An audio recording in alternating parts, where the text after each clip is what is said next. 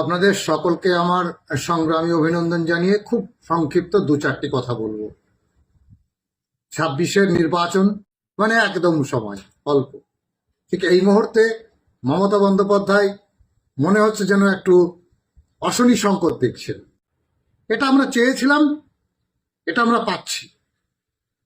জেনে রাখবেন, মমতা বন্দ্যোপাধ্যায় উত্তরবঙ্গ সফরে যাওয়ার প্রাককালে সবাই মিলে একটা জোট তৈরি করার আহ্বান জানিয়ে গেছেন। এটাও কিন্তু একটা ভণ্ডামি, এটাও কিন্তু একটা ন্যাকামি। আপনারা জানেন এই ন্যাকামি বেশি দিন চলতে পারে না। কারণ আমরা মানে সমগ্র শিক্ষার কর্মীরা, সমগ্র শিক্ষার বঞ্চিত কর্মীরা, যারা পার্শ্ব শিক্ষক, যারা এই ধরনের কন্ট্রাকচুয়াল চুক্তিভিত্তিক শিক্ষক আমরা কাজ করছি, তারা কত অনুনয় বিনয় করেছিলাম আমাদেরকে বাঁচতে দিন, আমাদেরকে বাঁচার কোনো অধিকার দেননি।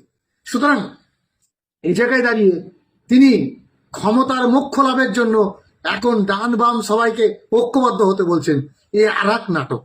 এই নাটকবাজিতে সাধারণ জনগণ, পশ্চিমবঙ্গের সাধারণ জনগণ আমার মনে হয় ভুলবে না। একদম একে একদম ডুবিয়েই ছাড়তে হবে।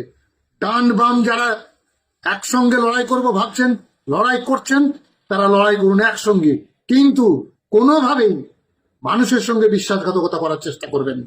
কারণ মমতা বন্দ্যোপাধ্যায় মানুষের সঙ্গে গাদ্দারি করেছেন, বিশ্বাসঘাতকতা করেছেন।